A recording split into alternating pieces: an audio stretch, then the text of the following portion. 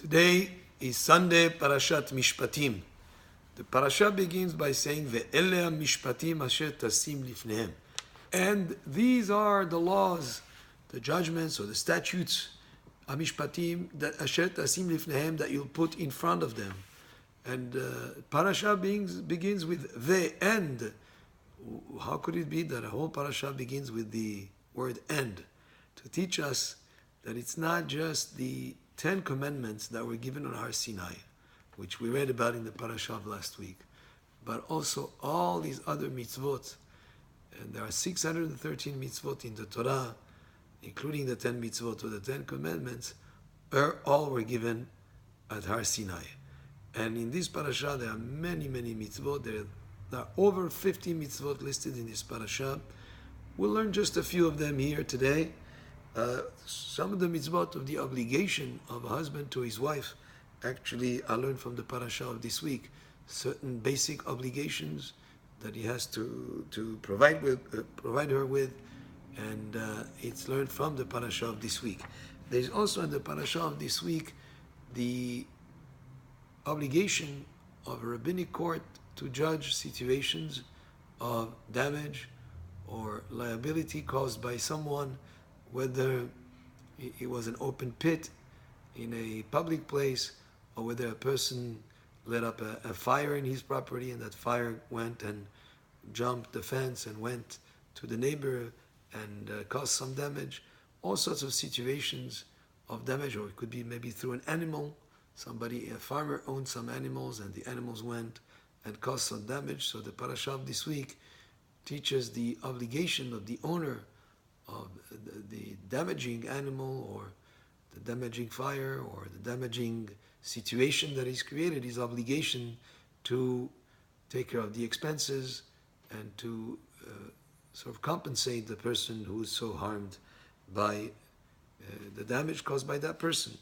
There are also halachot here and mitzvot that have to do with various levels of responsibility of watching over the items of somebody else, like somebody who's a custodian. There are different situations of being in custody of something. It could be a shomer chinam, somebody who's not getting paid for it, somebody who's watching for somebody else as a favor. That would be one level of responsibility. There's another level of responsibility when a person actually gets paid. If he gets paid for watching over something, he has a higher level of responsibility. The parashah tells us about the obligation of these people. What about if he borrows an item?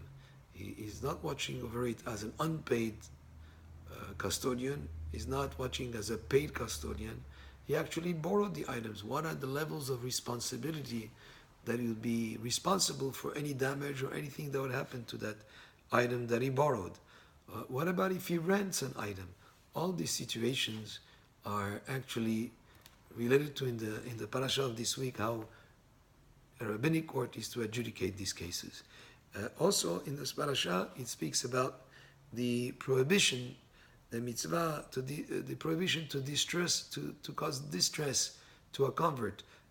Verbally, let's say, you're not allowed to say words that could be hurtful or could be words that are offensive to somebody who's a convert.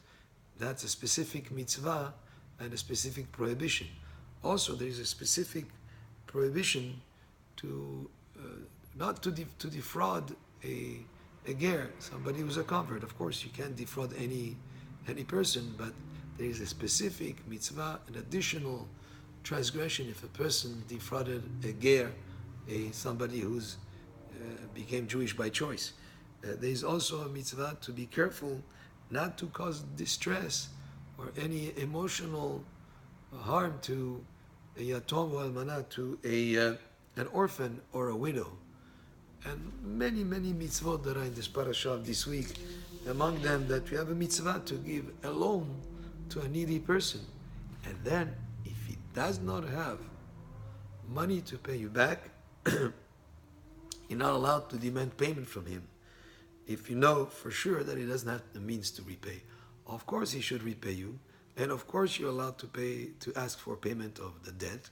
But if you come to a situation where it is obvious that the person is not able to pay you back, then it will be a transgression for you to pressure him when you know for a fact that he doesn't have. Actually, in the Gemara, it goes even in more details than that. You're not even allowed to go on the same side of the street. That he would be, lest you cause him embarrassment because he doesn't have what to pay back. He's also the mitzvah of not participating in a loan transaction to a fellow Jew where there is a ribit involved, where there is interest being charged. There is also many mitzvot that you're not allowed to eat meat from an animal that is terefa. What is terefa? If an animal has been checked after the shechita and is found to have some certain type of physical illnesses or damages within the body, then that makes that animal not kosher, even though it's a cow, which typically is we're allowed to eat. Just it's being checked by the shochet to make sure that there are no flaws that would render it terefa, and then you would not be able to eat it. There is also here the mitzvah of not eating meat and milk together. There is the mitzvah also not to take a bribe. If a person is a judge, he would not be able to take a bribe. That will be also something that is mentioned in the parashah of this week. There's also the mitzvah of Shabbat in general, to rest on Shabbat. So this parashah covers many mitzvot. Some mitzvot are still between a man and Hashem, and many other mitzvot are between man and his fellow man, like the mitzvah also to help somebody unload an animal. It's also in the parashah of this week. And this is from Parashat Mishpatim. Today is Sunday. Baruch Adonai le'olam. Amen ve'amen.